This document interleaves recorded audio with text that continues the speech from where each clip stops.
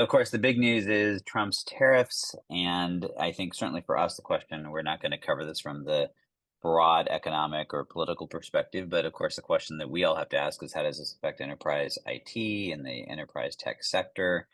And I think it seems clear to me that there's some clarity and some ambiguity, right? So the clarity is that if the hardware players like Apple, anyone who is playing in hardware, chips being exempted at the moment, definitely taking it on the chin on this, and the stocks are reflecting that. But I think the bigger question really is the impact on enterprise software. Hmm. And because at first glance, right, I mean, the one thing that's interesting about these tariffs is they are exclusively focused on goods. There's no services impact at all on the tariffs.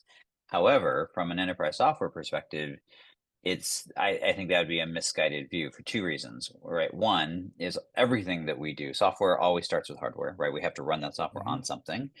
And even if we collectively, software companies or CIOs, are not buying that hardware any longer, if we're acquiring it as part of a cloud service or whatever, somebody's still buying that hardware and they're going to be paying for those increased costs.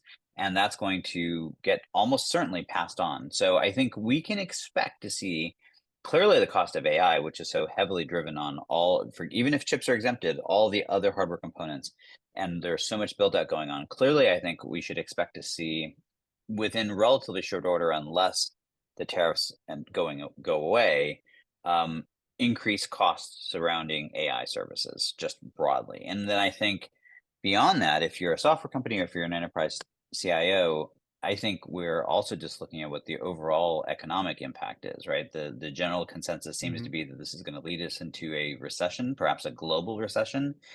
And recessions are never good for anybody. I mean, ostensibly there's some opportunity for some software companies, but the weird sort of thing, despite all of the criticality of technology is still sort of seen in a lot of enterprises as a borderline nice to have, which means there is at least some degree of pullback around particularly any new spend on new technology or anything growth, which is pretty much everything we're talking about.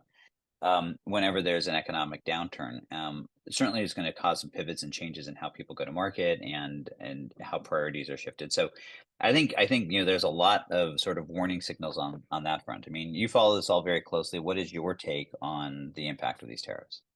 Yeah. So, the good thing about being old is that, the history repeats, or at least rhymes. So we saw the COVID crash in 2020. We saw the 2008 crash that was based on mortgage securities. We saw the 2000 crash based on .com evaluations. And each time this happened, we the fundamental reason for these crashes is that we thought that the economy was going to slow down and purchasing was going to slow down, and this always has meant, from an IT perspective, very fundamentally, that there's going to be a reduction in budget, but that overall reduction in budget will always be balanced, right? It's not that we're going to see across the board evenly cut budgets. We are probably going to continue to see AI get investment, but that dollar is not going to go as far as it was intended to go from an AI investment perspective.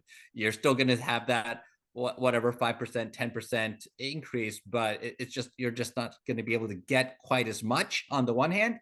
And on the other hand, we've seen that to pay for this stuff, you're going to probably look at some short term audits and optimization opportunities to look at all your usage, look at all your licenses, dig deep into the little details, and start finding that extra slack that you might have had in place to be able to handle new employees or to be handle new functionalities, and simply pour that money somewhere else. So this is a reallocation moment for your IT portfolio. So not just your stock portfolio, but your IT portfolio as well. This is a good time to dig and talk to your expense management people, your FinOps people, your budget people, your planning people, and really get a good idea of where you can rob Peter to pay Paul, because you can't just stop working, but you are going to have to change where the money comes from and where the money's going. And I do think there could be good opportunity for the FinOps plays, and we have a little bit of that news today and a few other areas. There's always this sort of push towards belt tightening and creating visibility into spend, things that frankly should always be happening that organizations sometimes struggle with. The thing I think that is the wild card here, though, is that generally when these sort of downturns or threatened downturns are caused by normal market forces, there's a degree of certainty. I mean, there may still be some ambiguity in that. How big is it going to be? How, are we going to see a correction? Are we going to see a soft landing? Any of those sorts of things. But in this case, the volatility factor is so off the charts, and the unpredictability factor, because it's driven so much by the Trump administration's policies, and those could change on a whim.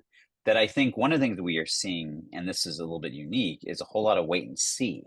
So I think it's going to actually portend a very challenging quarter for tech companies, because we're going to see across the board everyone just sort of stop in their tracks to see if they can figure out which way this is going.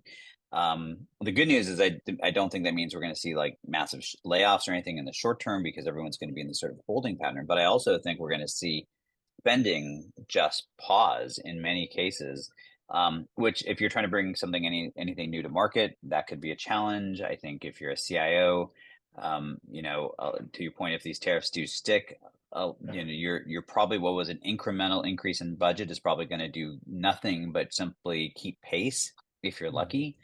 So, I think there's a lot of challenges, and it's going to be an interesting period over the next at least quarter, maybe several quarters, while this all gets sorted out. Yeah, I think it's, frankly, though, I always think about this a little bit entrepreneurially, and I think it's a massive opportunity, because all your competitors are going to stop doing things for the next quarter because they're going to be scared of what happens next. If you are able to run your business or your department more on a cash flow basis, and you have a good idea of what you want to do for the next couple of years, I honestly think this is a great opportunity to be able to move forward while everybody else is too busy thinking about what their stock price is.